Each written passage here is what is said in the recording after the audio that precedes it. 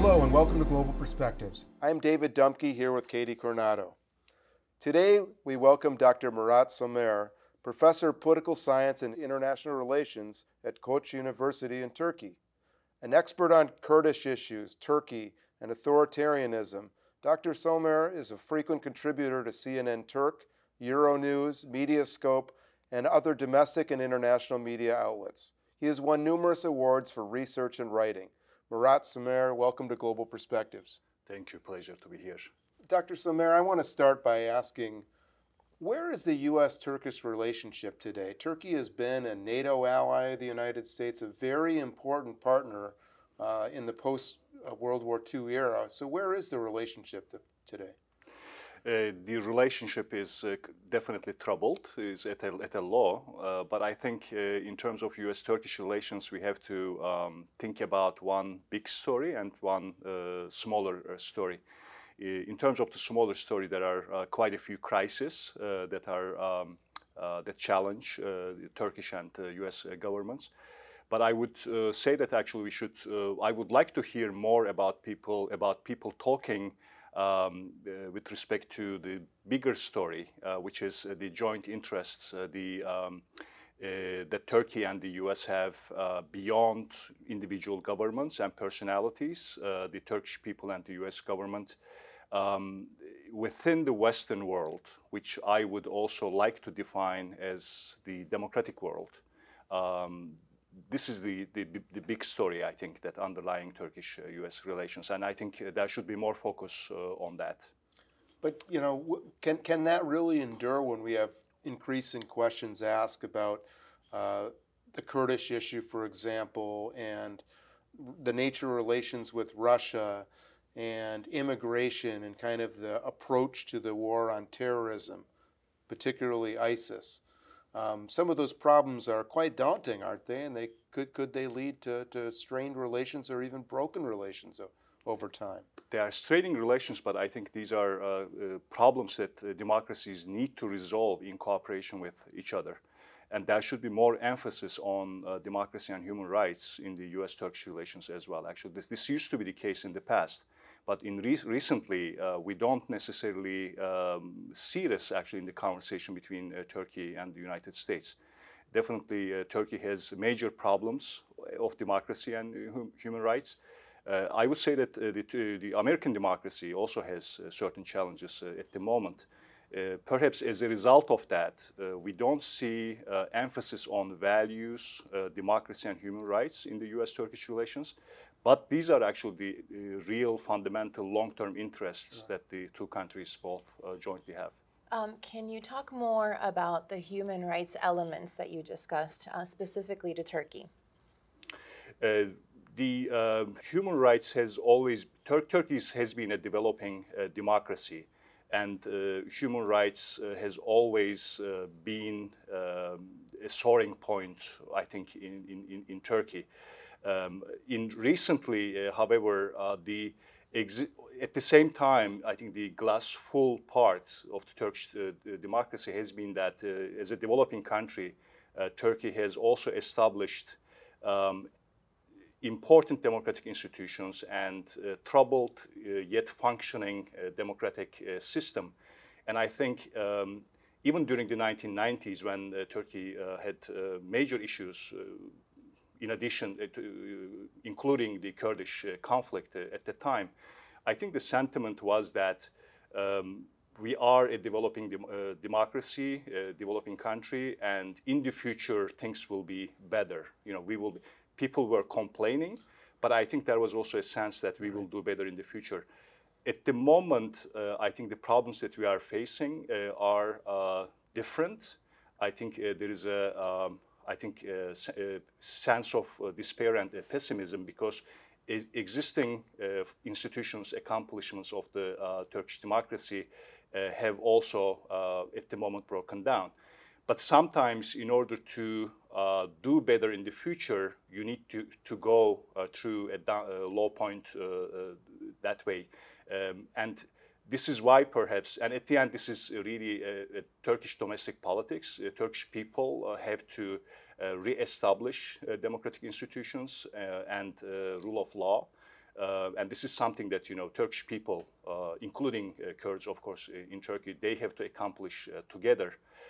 However, of course, the Western world and the Turkey's allies should also put the emphasis on this in a constructive way, of course, beyond personalities. But this is, of course, we're dealing with the U.S.-Turkish relationship, which is very much shaped, at least in public perception, by the personalities of the leaders. So I want to ask you a little about that. I also want to ask you a little, I think it'd be good to know, how Turkey fits in this. You are a scholar on polarization and authoritarianism as well. How do Turkey and the United States fit in with the global trends? Mm-hmm. Absolutely, yes. We see that oppositions and also the public opinion in both the US and Turkey, they are obsessed with personalities. And of course, we are talking about right now the personalities of the President Trump in the United States and President Erdogan in Turkey. This is a major mistake because in polarized societies, and that is, even though the two countries are quite different, this is one common common point that the two countries have. Both are very polarized societies.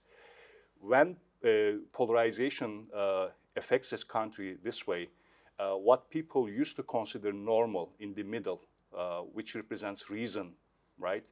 People who can agree to disagree, that really disappears. So, what really right and wrong doesn't matter anymore. It is more about us versus them.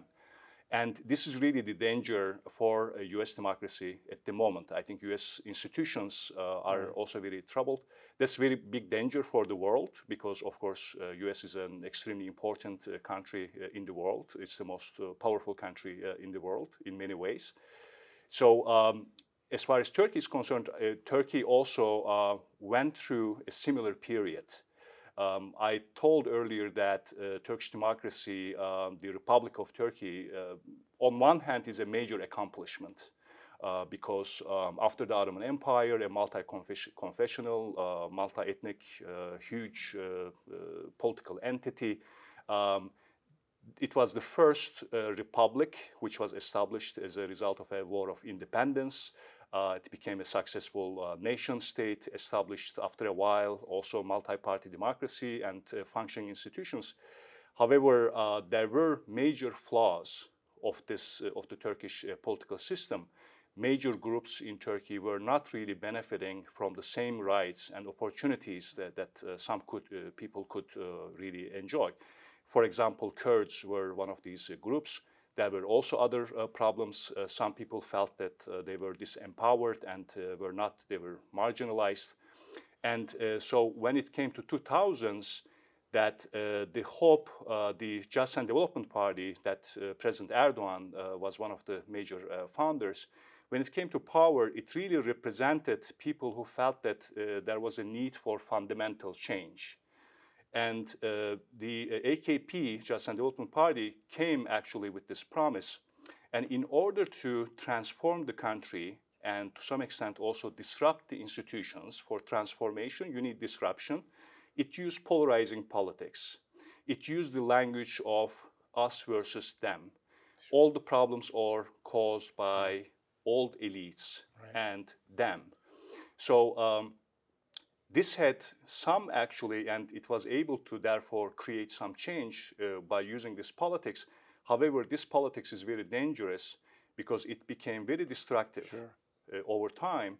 It divided society, but also it began to transform this party itself. So the party itself became more and more authoritarian. And this is what polarizing politics actually does, as we see in so many countries. And what are some of the changes that you can specifically mention that come with that change in government and ideology? Some of the changes, for example, we were talking earlier about some changes that you're seeing in media. Can you give us some examples? Absolutely. So initially, as I mentioned, the promise and very broad segment of society, diverse segment of society, also supported actually this initially the party, because the promise was that there were going to be constitutional changes, legal changes, reforms, and better relations, integration with the European Union and the Western democratic world, and Turkey was going to economically develop as well as democratize. But in order to do this, as I said, it used polarizing politics, dividing society in terms of us versus them. When this happened, then more and more people begin to feel entitled and legitimized to do things that they should not be able to in a democratic society. So they begin to feel, well, if this is a polarized situation, it's either us or versus them, then maybe we should use abnormal, extraordinary actions and types of behavior. So opportunists also begin to entitled. So they then begin to make certain changes in the institutions, PAC institutions, as well as media as well. If society is it's us versus them, then maybe we should have our own media. Maybe we should control the media more because the problems were caused by them who controlled the media. Okay, so we should have our own media. Maybe so we cannot do this normally with public money or with government power, but this is an extraordinary time. We need transformation. So we can actually maybe do this now. But more and more when it increases, then this also begins to make everything, the ruling party itself, but the government, the media, more monopolized, more self-censoring, and actually authoritarian over time. So both opposition and actually ruling party become locked in that kind of behavior because when the opposition also contributed unwillingly to this, because when they saw this polarized situation, they also thought that they should give a strong reaction to this because they need to stop. You're describing, of Yeah. course, a process which becomes every political decision, great and small, becomes a zero-sum game. You said it very correctly. Yes, politics becomes into a zero-sum game, and when this happens, action, reaction. When opposition thought that tried to give a strong reaction, they created an even stronger reaction from the ruling party, which again led to more reaction. So it becomes a vicious circle. Sure. And it becomes very destructive of democratic institutions. So instead of actually reforming existing, maybe insufficient but functioning democratic institutions, it ended up actually destroying even what Turkey actually had, which need to be restored right now in Turkey. In this kind of situation, what really needs to happen is perhaps polarization is inevitable in this kind of situation. However, polarization needs to be based on a democratic program. So a new political actor, perhaps a reformed opposition, needs to come up with a democratic program and put it forward to the society and mobilize society for a democratic renewal. Of course, yeah, please. Well, so you said earlier that, and you mentioned now, the people should get involved, and there needs to be a new proposal or proposition of somebody with different views. Do you think that's possible in a situation like this and the way that Turkey is here at the moment? Is it safe? Do you think that that's something that can realistically happen the way things are now? And I was going to say, based on what Katie just said and her previous question on the media too, is it even possible in a situation where you don't have a open megaphone, if you will, to the public? You have to earn democracy. Of course, it is possible. I'm not saying that it is not easy, but people are actually doing it, right? This is the only way. If it were easy, then I think the whole world Sure. would become very democratic and perfect. Of course, it is actually difficult, but Turkey actually has a very strong democratic legacy all the way from the late Ottoman Empire. I'm not trying to, portray any optimistic or rosy picture at all. But what I'm trying to say here is, of You course, do have ups and downs in these trends, of course. Absolutely, absolutely. But even with the media, for example, that the old media in Turkey was more free, relatively speaking. It was more free. It was more pluralistic. However, it had its flaws as well.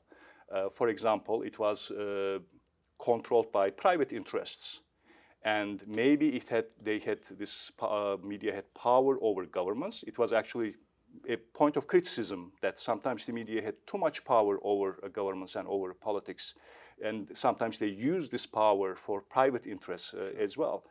Now, but it had its flaws. Now, of course, this pluralism is gone.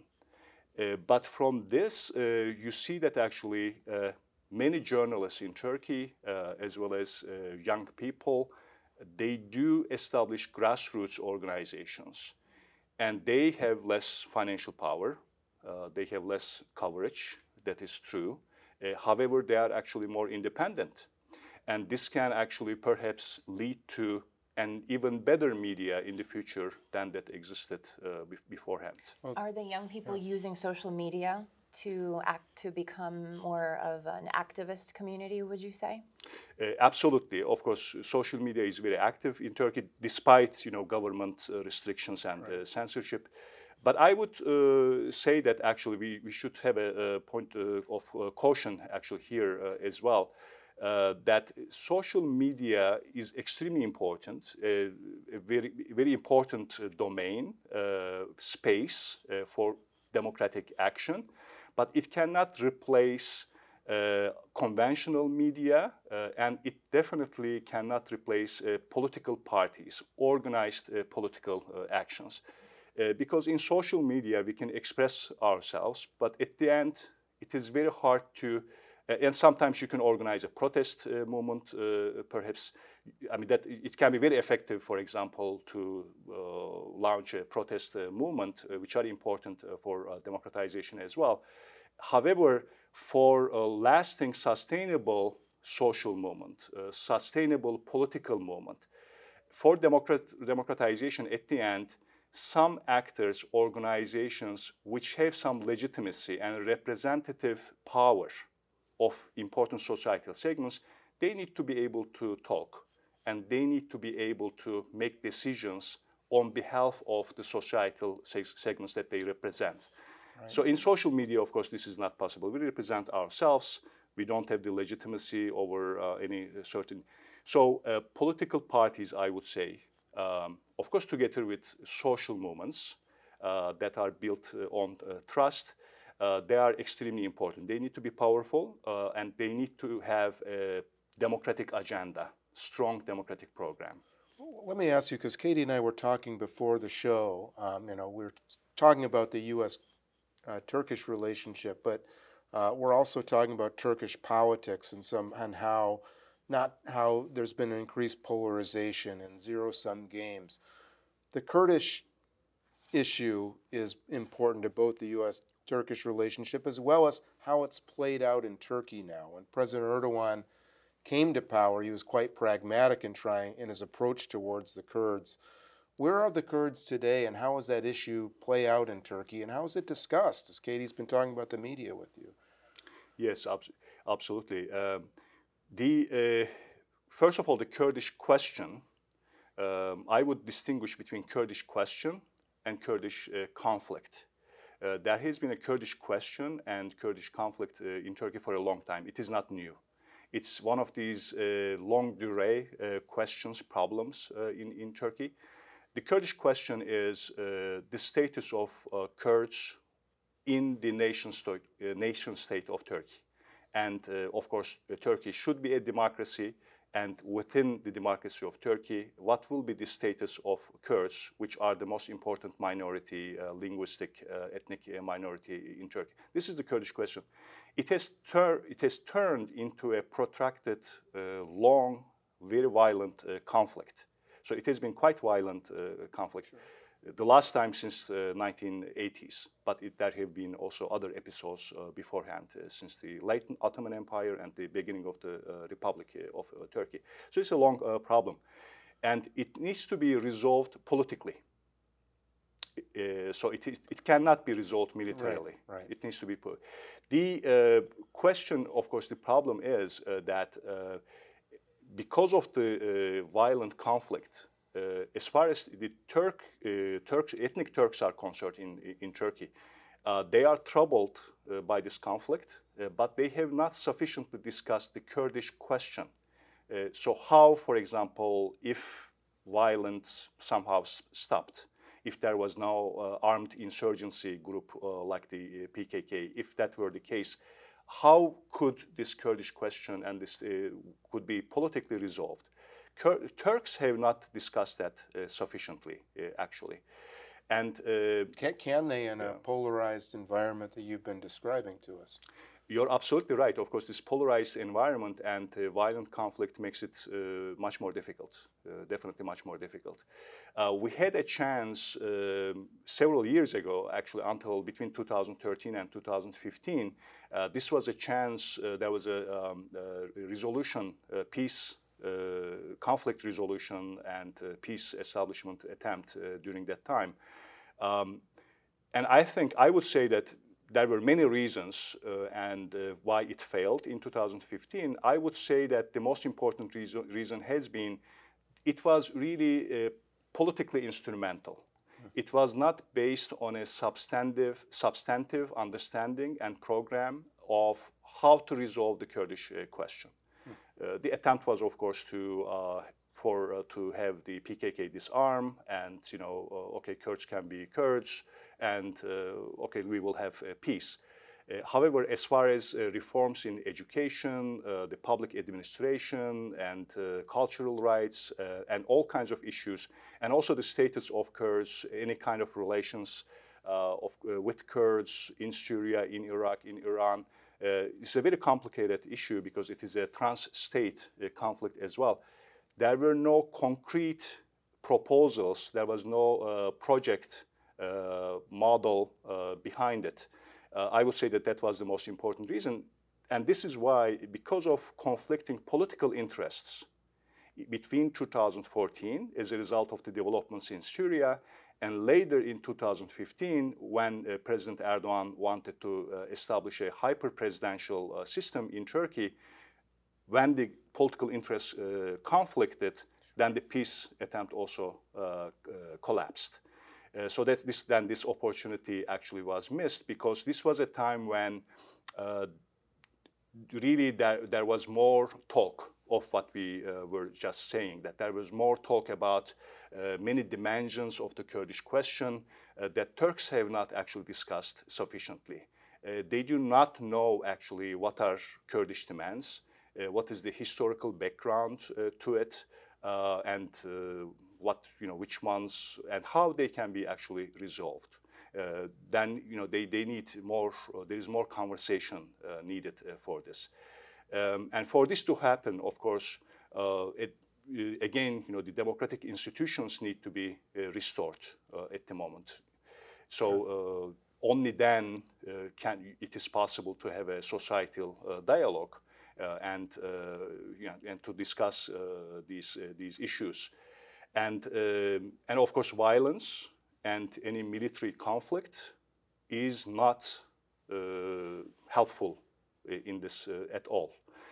And the developments in Syria, of course, were not really helpful. I mean, they were very negative influence in that sense.